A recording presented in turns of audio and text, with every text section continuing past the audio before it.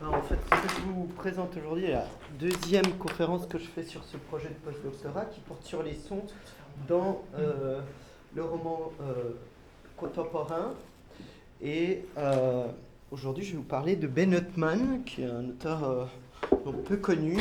C'est l'auteur de 3 romans, de 2 recueils de nouvelles, qui est mort en 2015. Et je vais m'arrêter plus précisément sur un roman qu'on a déjà évoqué au Christ à 2 reprises, Éboueur sur échafaud. Et donc, je vais reprendre la réflexion là où l'avait laissé Pierre dans ce court texte qu'il a écrit sur l'Incipit d'Éboueur pour échafaud, sur échafaud, excusez-moi, et qui était paru dans les 12 travaux du texte. C'était un recueil de travaux collectifs qu'on avait publié avec les ethnocriticiens il y a quelques années. Et en fait, la réflexion de Pierre portait sur l'incipit du roman qui commence par cette phrase-là: le savoir, lire et écrire ne lui servait à rien. Et ce que Pierre explique, c'est que le roman s'ouvre sur la découverte de l'inutilité de l'école républicaine. Vous avez Fafa, ce personnage d'enfant qui a tout fait, qui a appris à lire et à écrire, et qui découvre que cette connaissance ne lui apporte aucune reconnaissance sociale. Et en 3, il regarde dans le calendrier des PTT, des pompiers, des éboueurs, il regarde dans le bottin et son nom ne figure pas dans ces calendriers. En 3 paragraphes, le roman épingle et critique ce glissement sémantique des discours sur l'immigration qui parlaient jadis de l'intégration et qui en font une sorte de devoir attribué à l'immigrant qui doit, lui, s'intégrer. Cette question de l'exclusion sociale, eh bien, je souhaite la reprendre en me demandant comment le roman l'inscrit dans sa propre matière scripturale et comment il fait, comment il mobilise les sons pour évoquer cette question-là. Ce que le roman invente, et c'est là, disons, l'hypothèse qui fonde ma lecture, c'est une écriture qui reprend des lexiques, des récits, des discours d'exclusion, en même temps qu'il leur échappe par l'invention d'une langue sonore, complexe, inventive, qui est la brèche que le roman invente pour faire entendre avec humour et inventivité la voix de l'enfant qui est la victime de ces discours excluants. Alors le livre est largement autobiographique. C'est un récit d'enfance qui raconte l'histoire d'un enfant docile et tendre qui fait tout pour s'intégrer et qui découvre que tout l'exclut. Ni algérien, algérien d'origine, mais non pas considéré comme tel, et dépourvu de la nationalité française alors qu'il a passé toute son enfance dans le 6e arrondissement, Fafa doit affronter les insultes racistes de ses camarades de classe au collège et le rejet de la famille algérienne lors des retours au bled. Socialement, la famille Bounoura est logée dans un HLM qui se situe dans le 6e arrondissement et forme une sorte de famille modeste parmi les gens aisés. Ils vivent dans un HLM, mais celui-ci se trouve à 3 pâtés de maison du jardin du Luxembourg. Ce qui ne va pas sans poser de problème à Fafa, puisque en fait il se met à voler pour s'intégrer, pour avoir à peu près exactement ce que les autres ont, et ne pas être totalement démarqué et rejeté socialement dans l'école où il est. Dernier de la fratrie Bounoura, il grandit, comme ses 2 sœurs et son frère aîné, sous la tyrannie d'un père qui élève ses enfants sous les coups et les ordres, éducation d'autant plus dure que, le roman l'explique très bien aussi, le père qui vient d'Alger a lui-même vécu toute une vie de sacrifice, d'humiliation et de labeur. Et toute la série d'épreuves que connaît cet enfant-là commence par une cérémonie de circoncision qui compose le premier chapitre du roman, qui est décrite comme une scène de cruauté, de mensonge et de cannibalisme familial que Sophie Ménard avait très bien décrit dans l'étude ethnocritique qu'elle avait fait de ce passage. Et ensuite, on voit Fafa essayer de complaire à toutes les exigences paternelles jusqu'au jour où Nadia, sa sœur, est violemment battue par le père parce qu'elle a dérobé un billet de 100 francs dans le portefeuille paternel. Et c'est un premier moment de bascule qui est suivi d'autres épisodes de violence, d'injustice, d'abus, de mensonges. Et en un an de collège, sous les insultes racistes, le Fafa, qui était un enfant tendre et docile, prend le visage dur d'un petit voyou qui va être désormais en défi permanent de toutes les figures d'autorité du collège, de la police, de la justice, et qui commence seulement à voler. Il y a toute une scène au Monoprix où l'argent est dévoré, où les enfants sont attrapés puis ramenés devant le responsable des lieux, qui est très intéressante. Mais si vous voulez, dans les récits d'incarcération qui suivent d'autres vols un peu plus importants que celui-là, on a en sous-texte en fait ce que racontera Marche de nuit sans lune, qui est cette fois-ci un roman carcéral qui évoque les expériences de braquage et les épisodes carcéraux qu'a connu l'auteur lui-même, puisqu'il a passé ses années de sa vie en prison parce qu'il a commis trois braquages de banque. Alors, quelle est la place des sons dans ce roman ? La langue sonore de Bennett-Mann relève d'un mode d'expression dialogique qui est manifeste dans le choix même d'une langue orale et populaire. Alors vous allez me dire, dans un roman contemporain, cela n'a absolument plus rien de révolutionnaire. Cela s'inscrit plutôt dans une tradition d'élargissement de la visée littéraire aux formes du français qui en était jadis bannie. Et ça se manifeste d'abord dans le français populaire du texte, où surgissent des mots comme la barbaque, des expressions comme un avenir plutôt jojo, des formules figées du type Médine inquiet de chez Angoisse, etc. L'argot, alors ce n'est pas la même chose que du français populaire, hein, c'est un lexique. Le français populaire, c'est pas seulement un lexique, c'est d'autres phénomènes linguistiques beaucoup plus large, mais l'argot apparaît également dans les mots de la rue, hein, ratiboiser le crâne chez le merlan, dans les discussions de chantier du père, à qui un camarade de mon nom t'a bougé un corneille de ta profonde. Le corneille, c'est le billet de 100 francs de l'époque.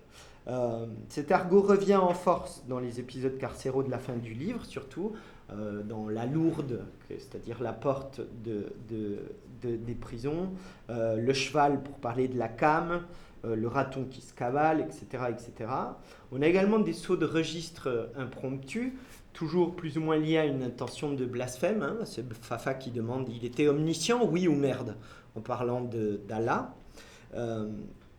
Avec souvent un usage comique de l'insulte, ta mère en string.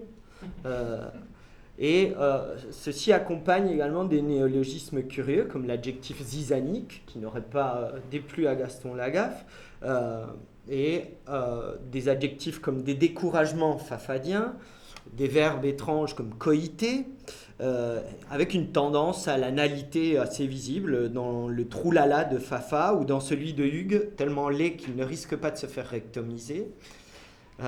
D'après le texte, toujours, la langue de ce roman fait également place à des bizarreries linguistiques, comme les possessifs substantivés auxquels les personnages ont souvent recours, du type son sien à lui, ou Kim s'enferma dans son elle-même, lesquels sont répétés et toujours en italique pour montrer justement que ces personnages d'enfants sont privés de tout. Alors, il y a tout un tas de phénomènes syntaxiques également. Je pourrais y revenir, mais je passe là-dessus parce que il me semble secondaire par rapport à d'autres phénomènes. Cette oralité, je reviendrai au passage précédent, mais cette oralité particulière elle prend une dimension organique lorsque le petit Fafa, qui souffre d'otite chronique, voit sa mère le soigner en lui soufflant à l'aide d'une paille, une cuillerée d'huile d'olive chauffée, avec beaucoup de retard. Un médecin de rang, ils sont en vacances, un médecin de rang regarde le conduit auditif de Fafa et déclare que son tympan est crevé. Alors la litanie des tentatives d'explication que vous avez sous les yeux, celle du médecin, de la mère qui se dédouane, de la famille qui met ça sur le dos de l'enfant qui s'en fout. Tout ceci attire à plusieurs reprises l'attention sur le tympan crevé de ce personnage principal. Et selon ma lecture en tout cas, de cette insuffisance auriculaire, le roman fait un dérèglement du sens auditif qui recrée l'univers de l'enfant selon des distorsions sonores. Alors il y a bien sûr les onomatopées et les interjections qui abondent dans le vocable du roman. Les booms des coups du père, les cris de douleur des enfants, les borborigmes à table ou les hauts le cœur, le nourg qui revient assez souvent, les exclamations des élèves au collège, oh, oh, oh là là, les klaxons de la voiture familiale au bas de l'immeuble qui revient en permanence. Ce sont aussi les cris et les autres sons de la ville parisienne qui sont omniprésents. Et bien sûr, tous les bruits métalliques qui renvoient à l'univers des palais de justice et de la prison. Alors, c'est le centre de détention pour jeunes de Fleury-Mérogis dans ce cas-là, mais c'est très, très, très présent aussi. Ces sons affectent l'onomastique du roman, essentiellement composé de diminutifs affectueux. Et l'onomastique est affecté de redoublements syllabiques dans la seule famille Bounoura, patronyme lui-même affecté par le phénomène. Cette famille réunit Nourdine, dit Nono, Farah, dit Fafa, auquel s'ajoute la voisine Monique Calderini, aussi redoublement syllabique dans la dernière partie du nom. Jésus, dit Kiki, Gégé, le petit ami éphémère de Kim, et la chienne Lubel, dite Lulu. Les personnages y prennent des épithètes homériques à valeur comique, du type Fafa le minuscule ou Nono au doigt qui pue. Des effets d'écho se laissent entendre dans la toponymie du texte elle-même, comme dans Tati à Barbès, où la composition à 2 syllabes est redoublée par la voyelle A initiale. Cette réitération syllabique s'étend aux substantifs familiers du type cuculerie. Elle renvoie au bruit du roman, comme celui du brouhaha dans le couloir du HLM. Elle met parfois en lumière des bizarreries sonores du français, comme la consonne Z récurrente dès lors qu'on parle du sexe masculin dans le roman, le zizi martyrisé de Fafa, le zozio, le zob, la pauvre zigounette ou le zigouigoui de Fafa, etc. Alors, la trame sonore du roman tient parfois à des phénomènes moins évidents, comme ceux de l'incipit que vous avez sous les yeux, qui forment des homéotéleutes, c'est-à-dire répétition d'un même son à la fin d'une phrase ou d'un syntagme. C'est cette figure de style qu'on considère souvent comme l'introduction de la rime ou de l'assonance dans la prose. Et homéotéleutes qu'on ne voit pas parce qu'elles sont légèrement distanciées, mais dont les effets d'écho donnent l'impression de rimes discrètement glissées dans la prose, qui raconte la rencontre manquée entre l'écriture et l'enfant. Fafa ne trouve son nom nulle part dans ce mikado intellectuel, celui de la grammaire de l'orthographe, qui rime avec zéro, avec une variante en walou. Fafa tombe sur nada, que dalle et que chi. Le personnage a un mauvais karma. Il n'y a pas de Bounoura dans le bottin que de Farah dans les... pas plus de Bounoura dans le bottin que de Farah dans les calendriers. Bottin remplaçant ici bouquin, à l'ombre du seul livre qui prévaut dans la famille Bounoura, le Coran, le grand livre de Dieu, bouquin qui valait tous les bottins et les calendriers du monde, comme le dit l'Incipit. Et l'humour et la beauté aussi, je trouve, de ce début de roman tient aussi à l'intoxication à l'encre et à la mine de crayon, aux aftes et aux ongles rongés, ainsi qu'à d'autres symptômes de stress liés à la concentration. Le texte évoque les durillons, les douleurs articulaires ou osseuses, voire la déviation permanente de la colonne vertébrale, qui recompose avec humour le dressage du corps de l'enfant à la concentration, à la discipline de l'apprentissage, c'est-à-dire à ce qu'il en coûte physiquement pour un enfant d'entrer dans le monde de la scripturalité.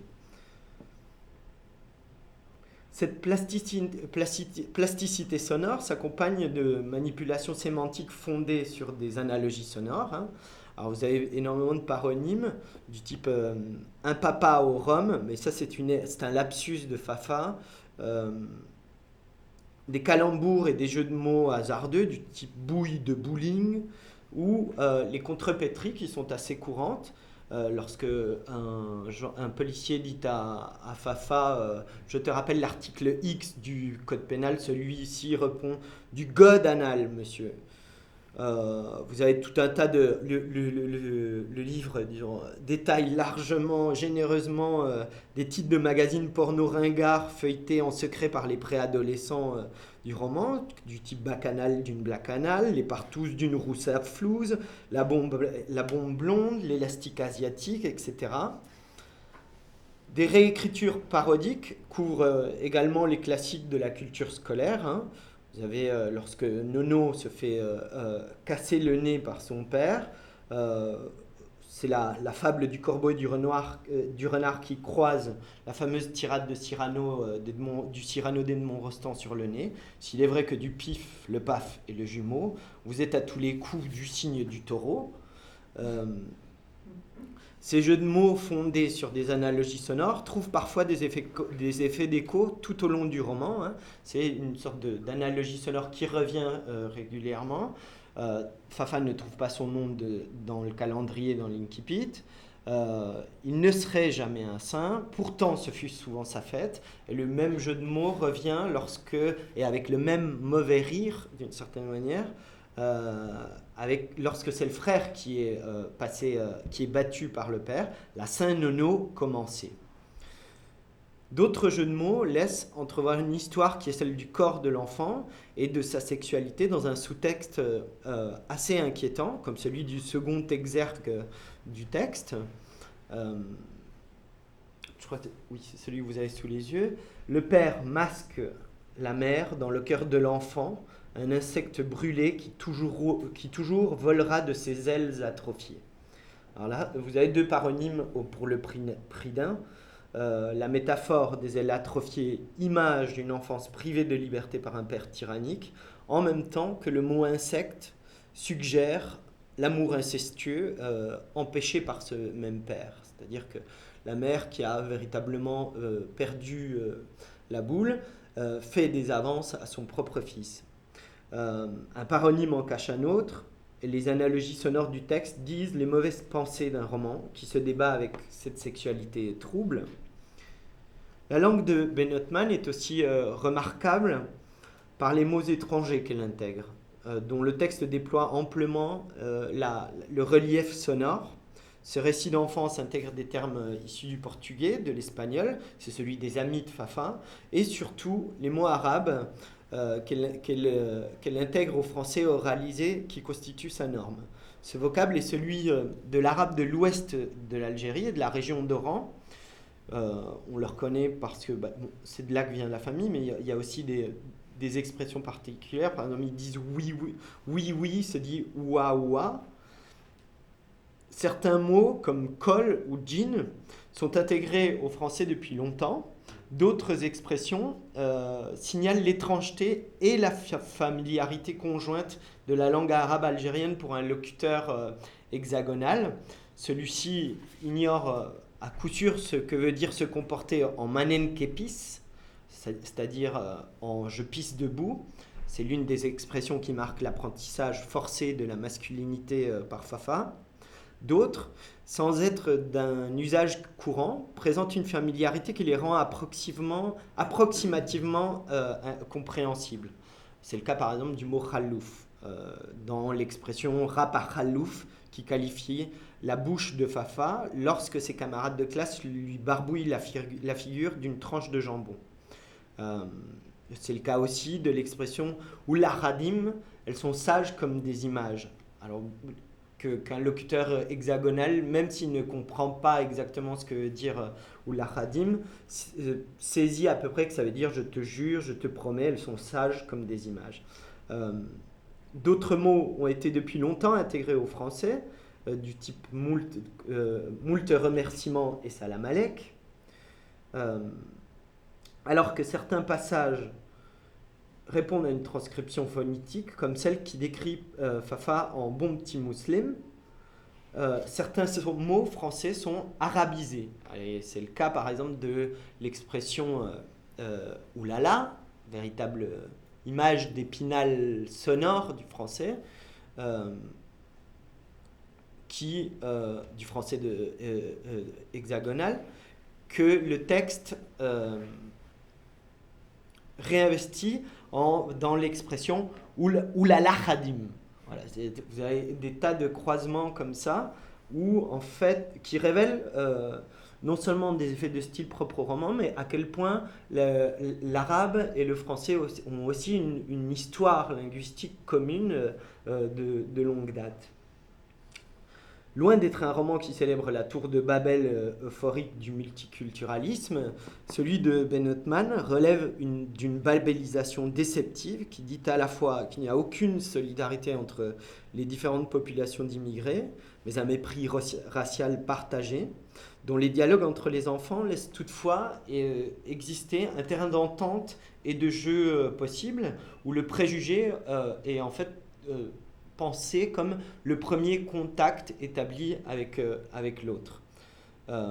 L'insulte IRN, tout particulièrement dans les mots du père, qui dit par exemple Khaleb, chien, à son fils, Begra, c'est-à-dire vache, à sa fille Karima, Zbel, saleté, à sa fille Nadia. Fafa, lui, est qualifié d'une insulte plus digne, Rowen, qui a valeur programmatrice, puisque Rowen, c'est voleur. Et de manière plus ludique, dans la parole des enfants qui sortent de l'école, on a d'autres choses du type Atezemok Charlemagne, soit un élégant nique ta mère Charlemagne, ce qui résume à peu près bien les rapports que Fafa entretient avec l'école républicaine. À mesure que le clan de Fafa intègre d'autres immigrés, les échanges internationalisent allègrement les injures, tel va te fuder pondrero, soit va te faire foutre pédé, que Fafa traduit aussitôt en mchekevoy alartai. Et cette transcription phonétique à laquelle le roman a souvent recours, elle fait parfois entendre des écarts de prononciation en les réinvestissant d'un sens particulier. Alors, par exemple, ici, vous avez une transcription phonétique et des erreurs grammaticales qui sont celles du père parlant à son fils Nono lorsqu'il surprend celui-ci en train de vouloir faire du théâtre. Et il lui dit « Ah, le théâtre, tu veux faire le théâtre et la liberté aussi, tu veux faire la liberté ». Aux onomatopées de désarroi hésitant d'un fils qui veut faire du théâtre répondent les erreurs grammaticales d'un père illettré, dont les fautes sont détournées de telle sorte que le texte force à réfléchir au point de vue du père, clairement décrit par ailleurs comme un tyran. Tu veux faire la liberté, ce que fait le personnage, c'est qu'il met là où il faudrait un déterminant indéfini, un pronom personnel complément d'objet, devant une notion ou une activité abstraite. L'erreur rend en fait visible le fait que dans le point de vue du père, la liberté n'est que quelque chose qu'on peut singer, un caprice hors de portée. L'erreur grammaticale devient signifiante et volontaire. Elle renvoie à la servilité besogneuse d'un homme dont la toute-puissance tyrannique s'affirme avec d'autant plus de conviction qu'elle est nourrie par les sacrifices de l'immigré. Et comment revendiquer sa propre liberté devant celui qui a sacrifié la sienne pour vous et pour vous élever. Soudain, c'est cette erreur d'accord-là qui est élevée à des hauteurs d'interrogation sur le prix de la liberté. Alors que raconte en somme l'oralité et la dimension sonore de ce roman, et c'est là-dessus que je conclurai. La trame sonore du roman de Ben Ottman s'en prend au discours sur l'intégration de toute une époque pour décrire un lien social et familial fondé sur l'injustice, le mensonge, la malhonnêteté, l'indifférence à la souffrance des autres et la cruauté de Dieu. Elle fait entendre cette violence jusque dans les recoins les plus sombres et dans des figures très particulières. La figure du père tyrannique montre comment celui qui a lutté pour atteindre une situation modeste mais confortable, répercute la violence néocoloniale et raciale qu'il a subie sur ses propres enfants. Le roman, cette même trame sonore raconte comment cette violence brime les vocations artistiques et comment elle condamne la sexualité. Elle parvient à faire entendre la voix d'un enfant jusque dans un sous-texte trouble qui dit l'amour incestueux d'une mère qui a perdu la tête ou les fantasmes de parricide d'un enfant qui subit la tyrannie de son père. Entre le babil de l'enfance et la langue du narrateur adulte, entre le français populaire des rues de Paris et l'arabe d'Algérie qu'on parle dans la famille du narrateur, entre l'argot des prisons et le travail sur la langue que fait le roman, ce récit d'enfance vérifie comment peut se régler, dans le réel d'une langue et d'un style, un type de rapport à la société foncièrement subjectif, dans lequel le lien social se disloque pour faire apparaître l'immédiateté d'exclusion et de violence dont il se paie. Le miracle de cette écriture est de faire entendre cela avec un humour et une inventivité rares qui mettent à contribution tous les recours d'une langue sonore qui s'écoute plus qu'elle ne se lit. Et c'est là-dessus que je conclurai.